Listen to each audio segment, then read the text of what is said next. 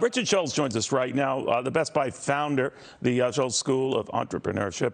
I don't think there's a guy who has a better read of the consumer and the mindset of the retail industry than this fellow. Richard, very good to have you. Thanks for joining us. Thank you, Neil. It's always great to be here, and it's great to hear your voice again. Thank you, sir. Let me get your read on how you think these holidays are stacking up, but not only at your old haunt, Best Buy. Talk about a visionary move there. But for retail establishments across the country here, I know prices are going up, but apparently so are retail sales, and the numbers bear out through most of the retailers we've been hearing from. It does seem a bit of a contradiction, but maybe not. What do you think? Well, I think there's an imbalance to begin with as it relates to big box retail, large, well-entrenched franchises, that are trusted by consumers, are scaled across the U.S. And got in Best Buy has with respect to availability of products, recognizing that we needed to get ahead of the curve. I've been close enough to senior management to know and clearly care about, our ability to be in stock through these peak seasons. And I think the names that were referred to, they are also ahead of the curve in terms of their ability to get products from supply chain.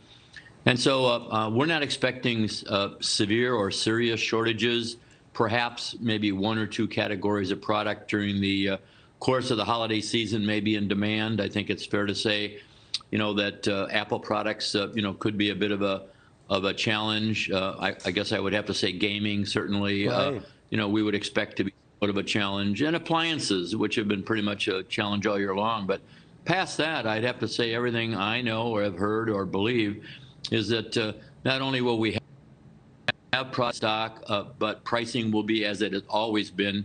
Best Buy is a value-driven company. And our sense here is that inflation is not something that we expect will be hitting, our products for our customers. But it does seem that even when it does, and not just Best Buy or electronics or appliances, but a host of others, people are now buying. I've always said on this show and elsewhere that, inflation stops when we stop paying those prices. We don't appear to be anywhere near that. What do you see even beyond the holidays? We see little or no hesitation on the part of the consumer to buy the products that that they want, that they need. Technology drives this business; it always has, and I think consumers are always out for the next hot product and/or updating, upgrading, whether it's television or whether it's computers. Whether it's appliances. The latest, the greatest is what consumers, for the most part, have always aspired to own. And we don't see a breakdown. We don't see a slowdown. Our stores are busy. Our online sales are busy. I would have to say that we're feeling really good about the holiday season ahead of us. And yeah, there'll be some spot outages, but for the most part, prices we don't expect to change from where they've been. And I think we're going to see a pretty healthy, strong, and accepting customer on into next year. Richard, when I've had the opportunity to talk to visionaries in the corporate world, who founded companies that didn't seem possible in the environment in which they found them, you come to mind with Best Buy. I was talking to the co-founders of Home Depot, Ken Langone and Bernie Marcus, who were, putting that up on the drawing boards in the middle of a pretty vicious late 70s recession going on in the country.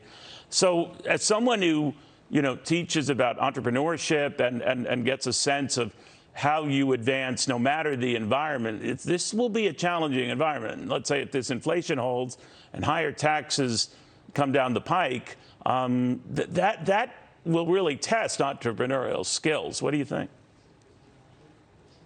I think you're right. There's little question that the economy is volatile right now. Obviously, we all know that consumer spending plays such a huge part of our nation's economy that no matter where you might take a look, there's going to be ups and downs, ins and outs. But, consumers have a lot of cash for the government, by and large. And they've been able to pay down debt. They've been able to save some money.